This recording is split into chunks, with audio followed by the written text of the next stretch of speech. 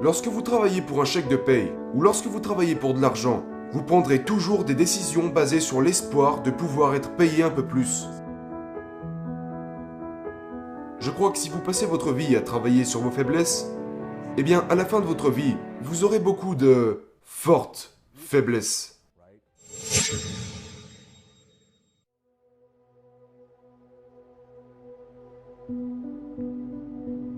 Si vous avez moins de 30 ans, cette vidéo est faite pour vous. Aujourd'hui, je vais partager avec vous 3 des conseils que j'aurais aimé que quelqu'un me donne lorsque j'étais étudiant et que je commençais à peine. Je connais beaucoup de mes fans. Ils suivent mon travail, ils me regardent sur les réseaux et ils sont à l'école actuellement, ou ils sont sur le point d'obtenir leur diplôme. Quand nous sommes jeunes, nous essayons toujours de déterminer quel chemin nous devrions emprunter et quelle carrière nous devrions choisir. Numéro 1. Découvrez exactement qui vous êtes et quelles sont vos forces dès le départ. Voyez-vous, la plupart des gens vous disent de travailler sur vos faiblesses. Je ne crois pas en ça. Je crois que si vous passez votre vie à travailler sur vos faiblesses, eh bien, à la fin de votre vie, vous aurez beaucoup de fortes faiblesses. N'est-ce pas? Et ce que nous voulons faire, c'est découvrir qui nous sommes et dans quoi est-ce que nous sommes bons, dans quoi est-ce que nous sommes naturellement bons. Et il y a de fortes chances que ce soit des choses que vous aimez faire, qui vous passionnent. Ensuite, choisissez une ou 2 choses et vous devez y consacrer toute votre énergie et vous deviendrez exceptionnellement bon. Lorsque vous serez exceptionnellement bon, ce qui se passera, c'est que le marché vous récompensera pour ça. Je vois beaucoup de jeunes qui luttent parce que ils me disent « Dan, je ne sais vraiment pas en quoi je suis bon » ou « Je ne sais pas sur quoi je devrais me concentrer, je ne sais pas sur quelle carrière je devrais me focaliser ». Si vous ne savez pas sur quoi vous focaliser, il y a de fortes chances que vous n'ayez pas essayé assez de choses. Parce que imaginez que vous faites du sport, d'accord? Devriez-vous jouer au basket, jouer au tennis? Devriez-vous jouer au ping-pong ou au golf? Eh bien, si vous n'avez pas essayé différents types de sports, comment voulez-vous savoir dans quel sport vous êtes naturellement bon et lequel vous aimez? Donc au lieu de penser « Ok, je suppose que c'est ce que j'aime », essayez des choses, expérimentez, testez de nouvelles choses. Et une fois que vous aurez essayé suffisamment de nouvelles choses, vous saurez clairement quelles sont les choses qui ne vous intéressent pas et vous reconnaîtrez les choses dans lesquelles vous êtes bon. Et naturellement, vous verrez que ce qui est facile pour vous peut ne pas l'être pour les autres. Et c'est là que vous savez que vous avez trouvé votre voie. C'est le domaine dans lequel vous êtes naturellement doué. Et c'est généralement quelque chose pour lequel les autres ne sont pas doués. Alors, conseil numéro 1. Découvrez qui vous êtes et quelles forces vous avez. Et concentrez toute votre énergie sur une ou 2 de ces choses. Conseil numéro 2. Travaillez pour les compétences et pas pour un chèque de paye. Voyez-vous, beaucoup de diplômés universitaires disent « Hey, je veux trouver un travail qui me rapportera le plus possible. Là où je serai le plus payé, là où je serai payé $1 supplémentaire de l'heure, là j'accepterai. » Non, ne le fais pas. Parce que c'est une réflexion à très court terme. Lorsque vous travaillez pour un chèque de paye ou lorsque vous travaillez pour de l'argent, vous prendrez toujours des décisions basées sur l'espoir de pouvoir être payé un peu plus, versus quelle est votre vision globale pour votre vie. Juste parce que vos parents vous disent que vous devriez accepter ce travail, vous devriez vous concentrer sur cette carrière, ou peut-être que vos amis étudient dans telle ou telle spécialité et vous vous dites peut-être que je devrais étudier ça moi aussi, ou beaucoup de gens étudient l'informatique donc peut-être que je devrais faire pareil. Eh bien, ce n'est peut-être pas le cas. En quoi es-tu bon? Qu'est-ce que tu aimes? Mais dans le même principe, travaille pour les compétences. Au début de ma vingtaine, j'ai travaillé pour mon premier mentor, Alan, pour presque rien pendant 1 an. J'étais essentiellement bénévole. Je travaillais dans son bureau, j'apprenais de lui et il m'a pris sous son aile. Une année complète où je n'ai pas beaucoup été payé. Je travaillais pour moins que le salaire minimum. À première vue, ça n'a aucun sens, mais j'ai appris tellement de choses. Et je me réfère toujours à cette année comme d'une année à $1 million, parce que j'ai reçu $1 million d'éducation de la part de mon mentor.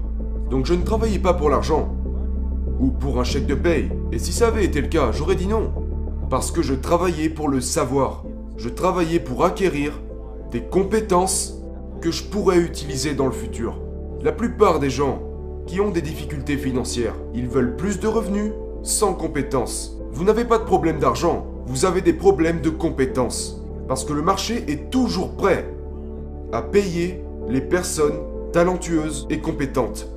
Donc travaillez vos compétences, travaillez pour les compétences. Choisissez une entreprise, choisissez quelqu'un dont vous pourriez tirer quelque chose. Ne travaillez pas seulement pour un salaire, travaillez pour les compétences. Conseil numéro 3, pensez à long terme, pas à court terme.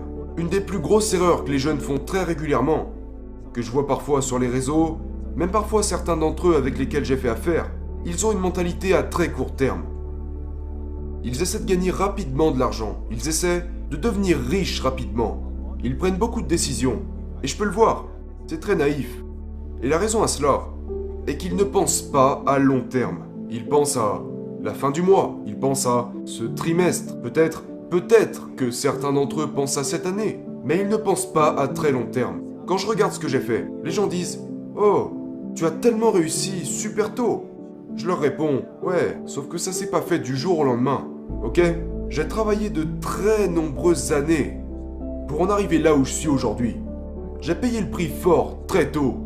Quand j'étais jeune, quand j'allais à l'école, les 5 premières années de ma vie, quand tous mes amis allaient boire de l'alcool, faire la fête, courir après les filles et juste passer du bon temps, durant les 5 premières années de ma carrière, je n'ai pas pris un seul jour de congé. J'ai travaillé 12 à 14 heures par jour, chaque jour. Dans la chambre de mon appartement avec ma mère. Je suis resté avec ma mère et je travaillais dans ma chambre. Étudier, travailler, apprendre, c'est tout ce que je faisais. J'ai payé le prix très tôt pendant que tous mes amis profitaient de la vie. Donc vous devez comprendre qu'il y a un prix à payer et que vous devez penser à long terme. Alors ne soyez pas frustrés quand vous regardez ces personnes sur les réseaux sociaux en pensant « Oh, cette personne a ce genre de style de vie et il a réussi, elle a réussi, et ci et ça. » Et puis vous vous dites « Je veux y arriver dans 6 mois, je veux y arriver dans 1 an. » Tu n'y arriveras pas dans 6 mois. Tu n'y arriveras pas dans 1 an. Vous devez ajuster vos attentes. Maintenant, ça ne veut pas dire que vous n'avez pas ce sentiment d'urgence. Mais ce que je veux dire, c'est que le moyen infaillible de finir frustré, c'est d'avoir cette attente irréaliste. En termes de temps. Alors que vous partez de zéro, vous avez 20 ans, 21 ans, vous avez le temps. La jeunesse est votre plus gros avantage. C'est le plus gros avantage que vous avez. Vous avez l'énergie. Vous avez la santé. Prenez votre temps. Jack Ma, d'Alibaba, a un business plan de 102 ans. 102 ans. C'est pour ça qu'il est Jack Ma. Il pense à très long terme. Il ne pense pas à faire les choses en étant très réactif, faire les choses rapidement. Non. Quel est mon plan? C'est là que je veux arriver. Ok, que dois-je faire aujourd'hui? Quelles compétences dois-je acquérir? Qui dois-je être aujourd'hui? Quelle habitude dois-je abandonner aujourd'hui pour me préparer au succès à venir? Si tu ne regardes que le résultat, tu seras toujours frustré. Parce que tu regardes où tu en es, et bien sûr, tu n'es jamais assez bon. Ne vous concentrez pas sur le résultat, d'accord? Un arbre ne devient pas énorme du jour au lendemain. C'est des années et des années d'entretien. Et durant les premières années, c'est comme... il est faible. Mais quand il devient fort, c'est une autre histoire. Alors, déterminez l'endroit où vous voulez aller. Et si c'est là que vous voulez être, et que c'est votre objectif, établissez une vision à long terme, puis décomposez-la. Identifiez qui vous devez être aujourd'hui pour atteindre la cible. Quelles nouvelles compétences devez-vous acquérir? Quelles nouvelles habitudes devez-vous adopter pour atteindre cet objectif?